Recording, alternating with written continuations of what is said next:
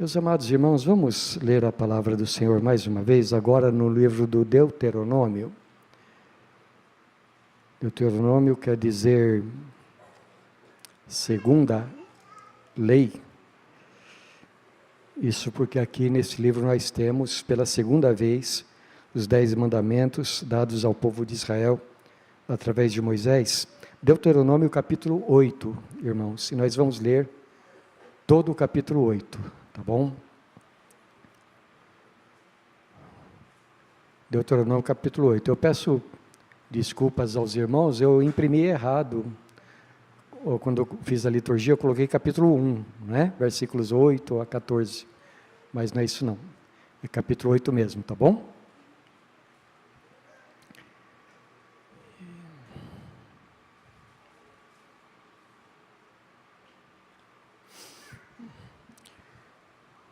Cuidareis de cumprir todos os mandamentos que hoje vos ordeno, para que vivais e vos multipliqueis, e entreis, e possuais a terra que o Senhor prometeu sob juramento a vossos pais.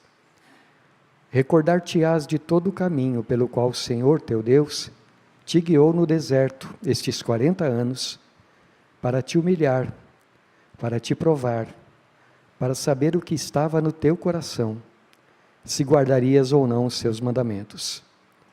Ele te humilhou e te deixou ter fome, e te sustentou com o maná, que tu não conhecias, nem teus pais o conheciam, para te dar a entender que não só de pão viverá o homem, mas de tudo que procede da boca do Senhor viverá o homem. Nunca envelheceu a tua veste sobre ti, nem se inchou o teu pé nestes 40 anos.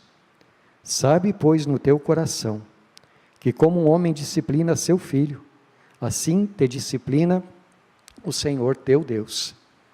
Guarda os mandamentos do Senhor teu Deus, para andares nos seus caminhos e o temeres, porque o Senhor teu Deus te faz entrar numa boa terra, terra de ribeiros de águas, de fontes, de mananciais profundos, que saem dos vales e das montanhas, terra de trigo e cevada, de vides, figueiras e romeiras, terra de oliveiras, de azeite e mel, terra em que comerás o pão sem escassez, e nada te faltará nela, terra cujas pedras são ferro, e de cujos montes cavarás o cobre.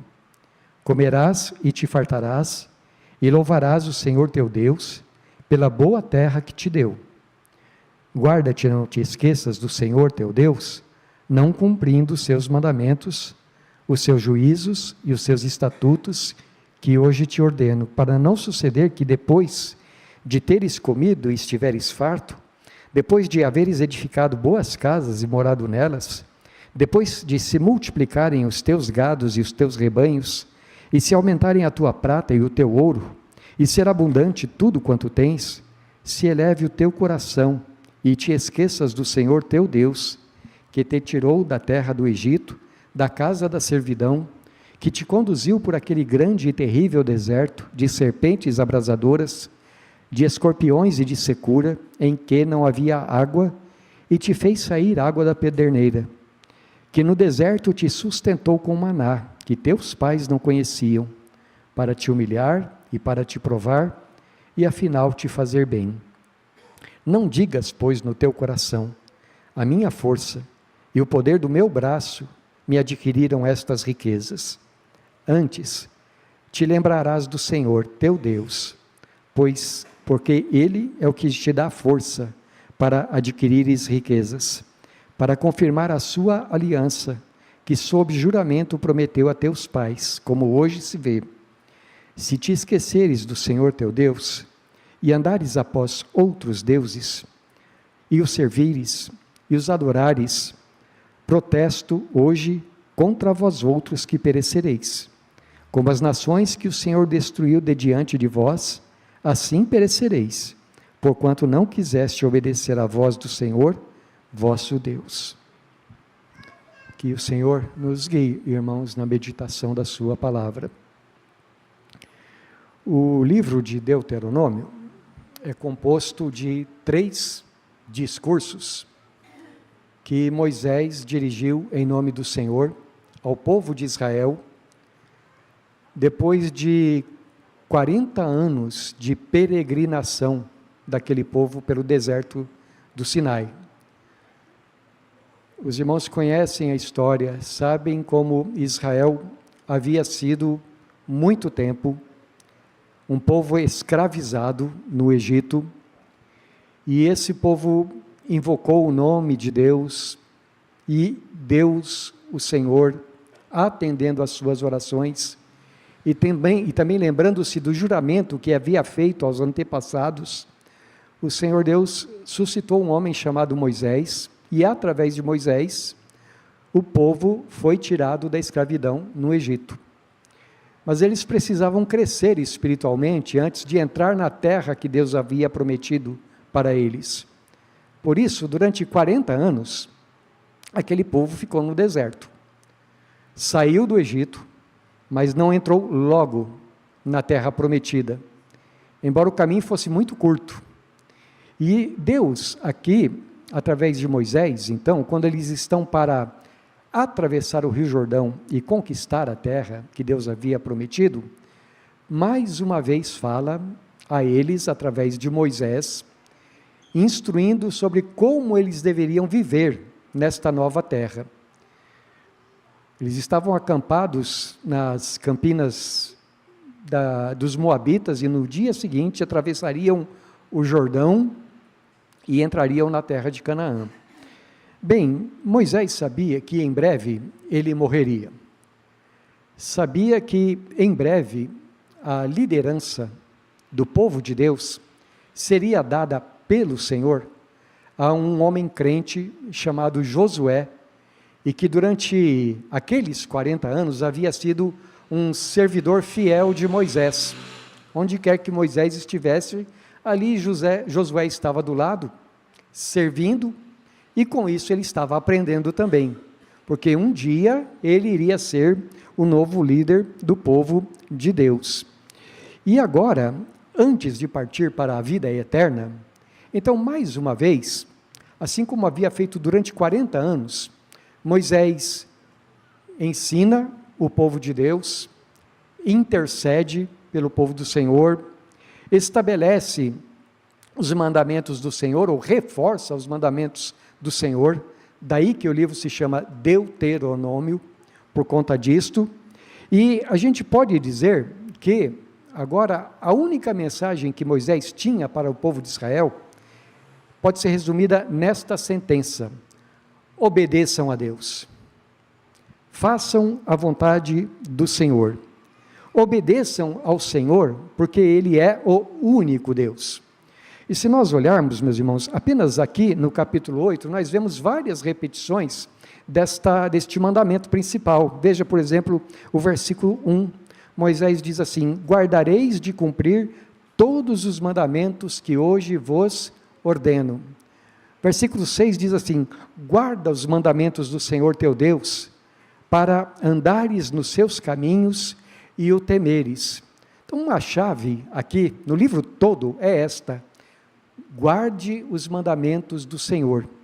E Moisés também, ele ensina, assim como toda a Escritura ensina, que o segredo para nós andarmos nos caminhos do Senhor, guardarmos os mandamentos dele, está em usarmos a nossa memória e nos lembrar de quem Ele é, de quem Deus é, e das coisas que Ele tem feito na nossa vida.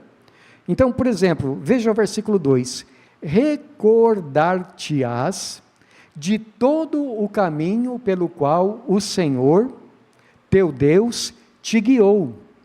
Quando Moisés está para deixar o povo de Deus, ele fala assim: olha, lembre-se de tudo aquilo que tem acontecido nesses últimos 40 anos, as coisas que Deus tem feito na tua vida, guarde isso e recorde-se disso, para que você tema ao Senhor e obedeça ao Senhor. No versículo 11, ele diz para o povo de Deus, que quando eles entrassem na terra prometida, versículo 11, guarda-te, não te esqueças do Senhor teu Deus, não cumprindo os seus mandamentos. Porque um sintoma de que uma pessoa não está mais pensando em Deus, é quando ela não obedece os mandamentos de Deus. A grande evidência é quando ela se esfria espiritualmente, quando ela deixa de lado, quando ela se esquece daquilo que Deus tem sido para ela e feito por ela. No versículo 18, Moisés torna a dizer: antes te lembrarás do Senhor teu Deus. Então veja, andar com Deus, segundo essa perspectiva, é você não se esquecer de quem é Deus e do que Ele tem feito na tua vida.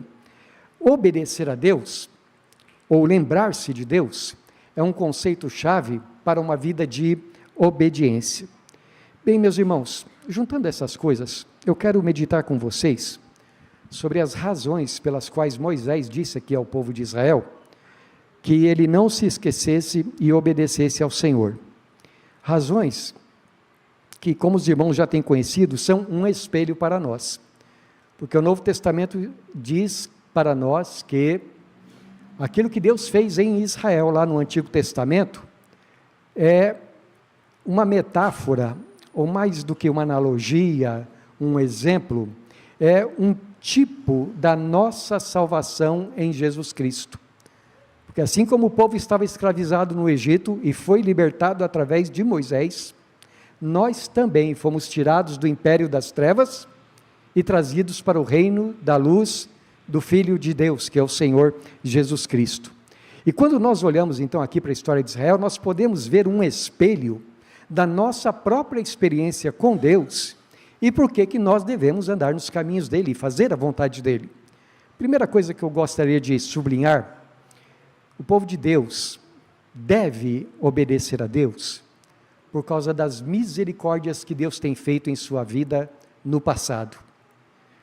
Veja, nos versículos 2 a 5, Moisés recorda a maneira como Deus havia cuidado de Israel, mesmo estando eles ali num lugar deserto. Quando nós pensamos em lugar deserto, o que vem à nossa mente? Belas fontes de água, lugares maravilhosos onde nós comemos do bom e do melhor, que a gente tem uma sombrinha para descansar sempre, não é assim? Deserto? É nada. É tudo o contrário disso. E o povo de Israel esteve durante 40 anos no deserto. Agora, veja como Moisés diz que aqueles 40 anos no deserto foram bênção na vida do povo de Israel. Veja, do versículo 2 ao versículo 4. Recordar-te-ás de todo o caminho pelo qual o Senhor teu Deus te guiou neste deserto, estes 40 anos, para te humilhar, para te provar, para saber o que estava no teu coração, se guardarias ou não os seus mandamentos. Ele te humilhou e te deixou ter fome, e te sustentou com maná que tu não conhecias, nem teus pais o conheciam, para te dar a entender que não só de pão viverá o homem, mas de tudo o que procede da boca do Senhor viverá o homem. Nunca envelheceu a tua veste sobre ti, nem se inchou o teu pé nestes 40 anos. Aqui, Moisés, fica evidente para nós, ele está se referindo especificamente à história recente deles, quando eles, depois de saírem do Egito, passaram por um período de muitas provações na sua fé, na sua caminhada com Deus, para se tornarem pessoas mais maduras, para que aquilo que estava no coração deles, porque você sabe o que acontece verdadeiramente no coração de uma pessoa nas horas em que ela está sendo provada, não é? Na hora que está indo tudo muito bem, tranquilo, mas na hora que surgem dificuldades, na hora que surgem problemas, circunstâncias que nós sentimos além das nossas forças, então aquilo que vai verdadeiramente no coração é que começa a aflorar. E Deus queria que eles se conhecessem. E Deus queria mais, queria que eles entendessem que não é só de bens materiais que vive o homem, não é só de pão que vive o homem, mas de toda a palavra que sai da boca de Deus. Você se lembra quem foi a outra pessoa que falou isso? Jesus Cristo, quando ele estava sendo tentado por Satanás, lá no deserto, e Satanás disse para ele: olha, prostre-se diante de mim, e eu vou te dar todos os reinos do mundo. E o Senhor Jesus respondeu: não só de pão viverá o homem, mas de toda a palavra que procede da boca de Deus. Porque Satanás estava oferecendo, dizendo para ele também: se tu és filho de Deus, multiplica essas pedras, faz com que elas se transformem em pães, e assim você vai ter a sua fome satisfeita. Jesus mostrou bem o que ia no coração dele naquela ocasião. Assim como lá no deserto, o povo de Israel também mostrou muitas vezes o que ia no coração. Quando se revoltou contra Deus, quando reclamou contra Deus, mas Deus disse assim: apesar de tudo, nesses 40 anos, você sempre foi alimentado, você sempre foi sustentado, sempre foi livrado do mal. Versículos 14 a 16, Deus volta a falar a respeito desse tempo no deserto, dizendo que quando o povo de Israel entrasse em Jerusalém, em Canaã, melhor dizendo, ele disse assim: não aconteça, versículos 14 a 16, não aconteça que se eleve o teu coração e te esqueças do Senhor teu Deus, que te tirou da terra do Egito, da terra da servidão, que te conduziu por aquele grande e terrível deserto de serpentes abrasadoras, de escorpiões e de secura, em que não havia água, e te fez sair água da rocha, da pederneira, que no deserto te sustentou com maná que teus pais não conheciam, para te humilhar, para te provar, e afinal te fazer bem. Veja, no meio de serpentes, no meio de escorpiões, secura, o Senhor estava sustentando o seu povo ali, no meio de todas as dificuldades. Agora, por que Moisés diz que tudo isso daqui, apesar do deserto, era bênção demais na vida do seu povo, do povo de Deus? Volte para o versículo 5. Sabe, pois, no teu coração, que como homem disciplina seu filho, assim te disciplina o Senhor teu Deus.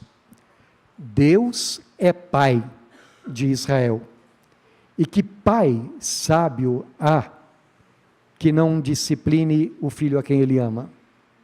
Que pai deixa o filho andar na dureza do seu próprio coração? Assim o Senhor fazia com Israel. Ele não deixava que Israel seguisse a sua própria dureza, mas disciplinava todas as vezes em que isso era necessário.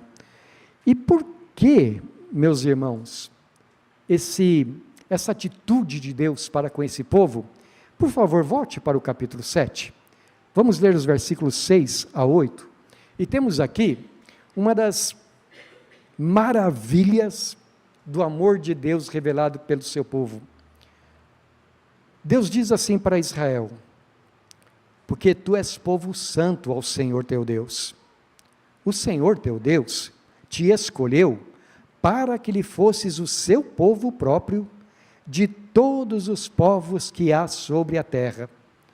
Não vos teve o Senhor afeição, nem vos escolheu, porque fosseis mais numerosos do que qualquer outro povo, pois éreis o menor de todos os povos, mas porque o Senhor vos amava, e para guardar o juramento que fizera a vossos pais, o Senhor vos tirou com mão poderosa, e vos resgatou da casa da servidão, do poder de Faraó, rei do Egito.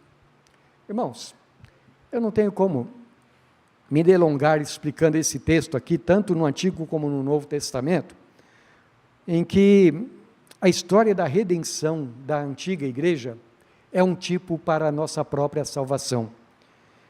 Ele nos tirou do império das trevas, ele nos transportou para o seu reino de luz.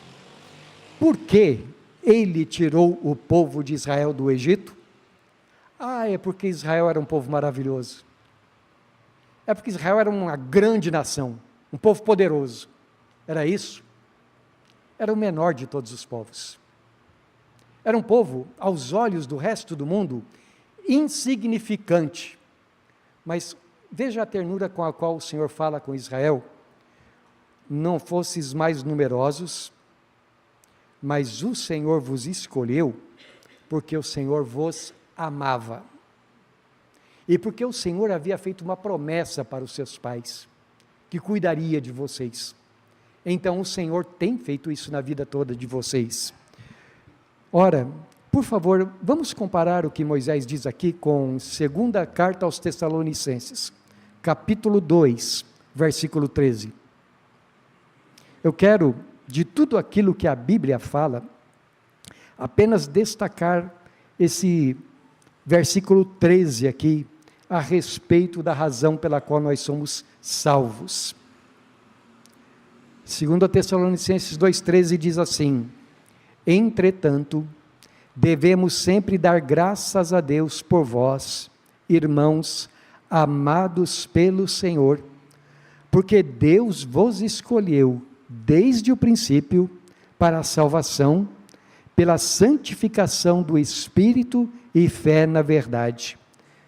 E o versículo 14, para que também vos chamou, mediante o nosso Evangelho, para alcançardes a glória do nosso Senhor Jesus Cristo. Primeiro, pense nessa expressão, no princípio. Que outros lugares da Escritura você vê ela sendo usada? No princípio, criou Deus os céus e a terra. No princípio, era o Verbo, estava com Deus, e o Verbo era Deus. Agora olhe de novo para esse texto. Irmãos, amados do Senhor, Deus vos escolheu desde o princípio para a salvação, por meio da santificação do Espírito. E Deus, através do Evangelho, chamou vocês. Irmãos, Deus disse para Israel: você é um povo santo ao Senhor. E Deus disse para você: você é um povo santo ao Senhor. Eu quero que você pense nesse último ano. Não precisa ser nesses últimos 40 anos, não. Quantas bênçãos Deus tem feito na tua vida? Deus tem te guiado neste grande e temível deserto? Deus tem feito com que você passe por provações? Deus tem sustentado você? Você quer fazer uma lista? Desde o princípio? Desde o dia 1º de janeiro desse ano? Você quer olhar para cada dia da tua vida até hoje? Você é filho de Deus? Está aqui uma grande razão pela qual você deve obedecer os mandamentos do Senhor, porque Ele é teu Pai, e se você ama o teu Pai, é nos caminhos dEle que você irá andar, é fazendo a vontade dEle que você irá viver. Mas tem uma segunda razão aqui no nosso texto, pela qual nós somos exortados a fazer a vontade do Senhor, a guardar os seus mandamentos, as suas misericórdias presentes. Veja, o povo de Israel não tinha ainda entrado na terra prometida, mas tinha saído da terra da servidão. Então, note como no versículo 7, Moisés, ele passa a falar no tempo presente. Ele diz assim, versículo 7, porque o Senhor teu Deus te faz entrar numa boa terra, terra de ribeiro, de fontes, de águas, de fontes, de mananciais profundos, que saem dos vales e das montanhas. Por que eu estou destacando o versículo 7, embora eles não tivessem entrado ainda? Porque eu vejo aqui, meus irmãos, mais uma analogia, quase que perfeita, daquilo que é a nossa vida enquanto nós estamos nesse mundo.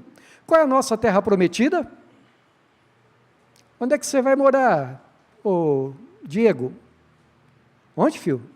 No céu. Mas você ainda está escravizado ao mundo? O que Deus fez na vida de cada um de vocês que conhece a Jesus Cristo? Você tem certeza da salvação. Você tem certeza de que é no céu que você vai morar. Mas você não chegou ainda lá. Só que, por outro lado, você não é mais escravo do pecado. É como a gente costuma dizer, quando estuda escatologia, já e ainda não. Isto é, eu já fui libertado do império das trevas, mas eu não cheguei ainda no céu. No entanto, eu já tenho recebido a salvação. Eu tenho experimentado a bênção de Deus na minha vida. E é por isso que aqui, eu quero usar Moisés, a palavra dele, como uma analogia. Deus te faz entrar. Não é que você não vai ter certeza, ao contrário, você tem certeza que Deus te faz entrar. É hoje que é o dia da tua bênção. Daqui a pouco nós vamos participar da mesa do Senhor. E o que nós falamos quando participamos da mesa do Senhor? Nós falamos que Ele derramou o seu sangue pelos nossos pecados. Nós falamos que nós somos o povo de Deus, escolhido, esperando a volta de Jesus. Pense em outras coisas que Deus tem feito na tua vida, que Deus faz hoje na tua vida. Por exemplo, hoje, pensa nesse momento aqui. Não é possível, ou não seria possível, que ao invés de você estar aqui, ouvindo a pregação do Evangelho, você poderia... Hoje tem jogo do Corinthians, senhor Milton? Você poderia estar lá fora, em outra religião, né? Do Corinthians, ou do São Paulo. Hoje eu vi um homem falando, e eu sou que nem ele, eu sou São Paulino não praticante, né? Mas muitos têm as coisas deste mundo como a sua religião. Agora veja, de todos os lugares do mundo, onde seria possível você estar agora, você está na casa de Deus, ouvindo a palavra de Deus, como é que é o nome disso? Por que você está aqui e não, por exemplo, assistindo alguma coisa na televisão? Como é que diz o Salmo? O Salmo não diz assim, é melhor eu estar na porta da casa de Deus, do que passar um dia, do que passar 1000 dias nas tendas da perversidade? Por favor, o salmista não está dizendo que é para alguém ficar na porta, tá? Quando a gente vem para a igreja, é dentro que a gente fica, adorando, mas o que ele quer dizer, é que é o lugar mais precioso do mundo, é a casa do Senhor. Isso não é bênção na tua vida? Ele não trouxe você para cá? E veja o que Deus está dizendo para você, eu quero que você ande nos meus caminhos. E por que Deus fala isso? Volte, por favor, para o versículo 5. Saiba, pois, no teu coração, que Deus é teu Pai. E como um pai disciplina o seu filho, assim te disciplina o Senhor teu Deus. Terceira coisa que eu quero destacar, terceira razão. Aliás, eu não posso deixar de falar essa outra referência, antes de passar para o terceiro ponto, porque é importante. Eu quero que você vá lá para o capítulo 9, antes da gente ir para o versículo 5 novamente. Capítulo 9, versículos 4 e 5. Aliás, irmãos, vamos ler desde o início do capítulo, e veja como Deus fala a respeito da terra que eles iriam herdar agora. E, então, continuando o seu discurso, Moisés diz assim, ouve, ó Israel, tu passas hoje o Jordão, para entrares a possuir nações maiores e mais fortes do que tu, cidades grandes e amuralhadas até os céus, povo grande e alto, filho dos Enaquins, que tu conheces e de que já ouvistes. Quem poderá resistir aos filhos de Enaque? Sabe, pois, hoje, que o Senhor teu Deus é que passa diante de ti. É fogo que consome e os destruirá, e os subjugará diante de ti. Assim os desapossarás, e depressa os farás perecer, como te prometeu o Senhor. Antes da gente prosseguir, deixa eu só dizer uma coisinha sobre esse texto aqui. Deus está falando de destruição das cidades de Canaã. Deus está dizendo que povos maiores e mais poderosos não resistiriam diante de Israel, porque Deus iria adiante e destruiria esses povos. Hoje em dia, algumas pessoas chamam isso de genocídio religioso.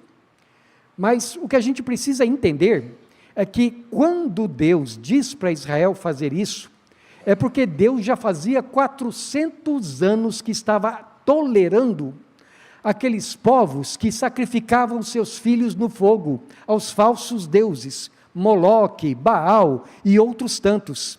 Deus havia durante 400 anos dado testemunho para aquelas nações, que aquelas nações seriam destruídas se não se arrependessem dos seus pecados. Veja como Deus é tolerante, 400 anos, Mas finalmente, como Deus disse, agora chegou até a tampa, agora não tem jeito. E essa era a razão pela qual esses povos seriam destruídos. Mas eu quero continuar o texto com os irmãos, versículos 4 e 5. Quando, pois, o Senhor teu Deus os tiver lançado diante de ti, não digas no teu coração, por causa da minha justiça, é que o Senhor me trouxe a esta terra para a possuir, porque pela maldade destas gerações, é que o Senhor as lança de diante de ti. Não é por causa da tua justiça, nem pela retitude do teu coração, que entras a possuir a sua terra, mas pela maldade destas nações, o Senhor, teu Deus, as lança de diante de ti, e para confirmar a palavra que o Senhor, teu Deus, jurou a teus pais, Abraão, Isaque e Jacó. Mais uma vez, o versículo 6, sabe, pois, que não é por causa da tua justiça, que o Senhor teu Deus te dá esta boa terra, para possuí-la, porque és povo de dura cerviz. O povo de Israel não era lá florzinha que se cheire não, Marineide. E então Deus diz assim para eles, não é por causa da tua justiça. Mas Deus já havia dado uma razão lá no capítulo 7, não é, Marineide? O Senhor te amava. E agora o Senhor Deus diz, não é por causa da tua justiça, mas por causa da maldade dessas nações. O que isso ensina para nós que somos salvos em Cristo Jesus? Hoje cedo, um dos nossos irmãos estava comentando que, às vezes, as pessoas que não conhecem a Jesus, nos chamam de arrogantes, porque a gente acha que a gente merece morar no céu. Você merece, Laurinha? Merece, Dona Maria? É por causa da tua justiça? Não é. Então não diga no teu coração, eu sou mais santo do que os outros, eu sou melhor do que os outros. Você sabe que não é. Você sabe que é pecador tanto quanto qualquer outra pessoa. Mas nós temos um Deus que é bondoso, amoroso, justo, que nos perdoa os pecados. Ele é fiel à sua palavra e nos perdoa em Cristo Jesus. Então, não é verdade que o crente seja melhor, se ache melhor do que os outros. Não é. É porque o crente sabe que Deus é misericordioso. Ele só vai para o céu por causa da graça de Deus. Ora, se Deus tem sido tão bom para mim, tão misericordioso, tão bondoso, qual é o desejo do meu coração? Andar nos caminhos do Senhor. Mas tem uma terceira razão, então, pela qual Moisés diz que esse povo não deveria esquecer a palavra do Senhor e deveria guardar os mandamentos, por causa das misericórdias do futuro. Esse povo agora iria entrar numa terra que era bem diferente do deserto. Manava leite e mel, para usar as palavras da Escritura. Terra de mananciais, terra cheia de minas de cobre e de ferro, uma terra rica, abundante de animais, de gados, como ele diz aqui, de vegetais de toda sorte, de alimento para o povo, tudo aquilo que eles não tinham experimentado no deserto, nem lá no Egito. Mas Deus quer que eles não se esqueçam de que estão entrando lá pela graça de Deus.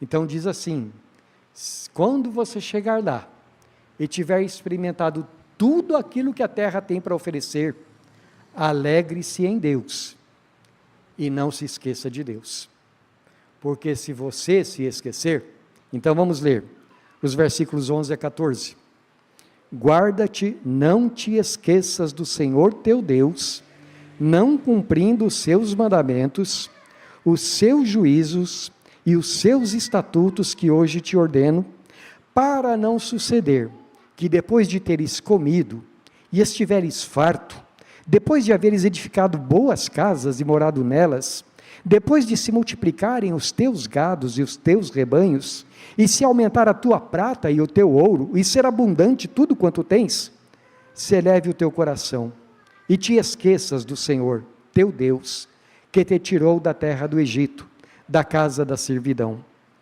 Irmãos, É impressionante isso. Deus dá ao homem toda sorte de bênção. Mas às vezes, as pessoas amam mais a bênção do que o abençoador. Abençoam mais as coisas que Deus dá do que o próprio Deus. E como é que é o nome disso? Idolatria. É quando você ama mais os bens materiais que Deus te deu, coloca eles em primeiro lugar, e Deus diz assim, olha, não esquece quem é que te dá, não esquece que tudo vem da minha mão, não pense no teu coração, a minha carne, o meu braço, olha, eu consegui porque eu trabalhei. Claro que você trabalhou, mas quem te deu saúde? Quem te deu inteligência? Quem te deu capacidade? Quem é que te sustenta no seu dia a dia? Versículos 17 a 20, não digas, pois, no teu coração, a minha força e o poder do meu braço me adquiriram estas riquezas, antes, te lembrarás do Senhor teu Deus, porque é Ele que te dá força para adquirir as riquezas, para confirmar a sua aliança, que sob juramento, prometeu a teus pais, como hoje se vê. Se te esqueceres do Senhor teu Deus, e andares após outros deuses, e os servires, e os adorares, protesto hoje contra vós outros, que perecereis. Como as nações que o Senhor destruiu de diante de vós, assim perecereis, porquanto não quisestes ouvir a voz do Senhor vosso Deus. Mas por que eu chamo isso de misericórdias futuras? Se Deus está dizendo aqui, olha, se você andar nos meus caminhos, você vai se alegrar em mim, vai sempre ter do melhor, mas se não andar, vocês irão perecer. Isso é misericórdia? É claro que é misericórdia. E por que eu digo isso? Volta para o versículo 5. Como um pai disciplina os teus filhos, os seus filhos, assim te disciplina o Senhor teu Deus. Igreja de Jesus, aqui reunida. A igreja do Senhor, seja da antiga aliança, seja da nova aliança, é um povo amado, é um povo escolhido, é um povo salvo e santificado pelo Senhor. Você é amado, escolhido, salvo, santificado. É um povo libertado do poder do pecado. Em breve seremos libertados da presença do pecado, porque vamos morar no céu. Somos um povo abençoado no passado, lá no princípio, quando Ele nos escolheu para a salvação em Cristo Jesus. Somos um povo abençoado lá no passado, quando Deus nos deu as Escrituras, quando Deus enviou o seu Filho ao mundo para viver, ensinar e morrer na cruz e ressuscitar pelos nossos pecados. Somos um povo hoje liberto do império das trevas e somos um povo que vai morar no céu. Que razões temos nós como indivíduos, como famílias, como igreja, que razões temos nós para obedecer o nosso Deus? Ele é Pai. Pense mais uma vez em quantas coisas Deus tem feito na tua vida. Pense em como Ele tem protegido você. É porque você é bem bonzinho, não é? É porque Ele te ama. É porque Ele é teu Pai. É porque Ele tem prazer em te abençoar. Quando nós olhamos para a Santa Ceia, nós vemos um retrato disso. Domingo que vem, meus irmãos, é 2026, né? Não, antes disso. Que dia que é mesmo, Marineide? Quarta-feira? Quinta-feira? Nós não vamos entrar na quinta-feira, nós não vamos chegar no céu. Mas nós estamos atravessando mais uma fase da nossa vida. Mais um rio da nossa vida. Lembra de tudo que Deus tem feito. E daqui para frente, firme no teu coração, eu vou andar mais nos caminhos do Senhor. Eu vou obedecer mais os mandamentos dEle. Eu tenho todos os motivos do mundo para ser um crente fiel. Eu tenho todos os motivos do mundo para amar a Deus e para amar a sua palavra. A gente pode passar 2025 para 2026, podem passar os céus e a terra, mas a palavra do Senhor permanece para sempre. Andemos com ela.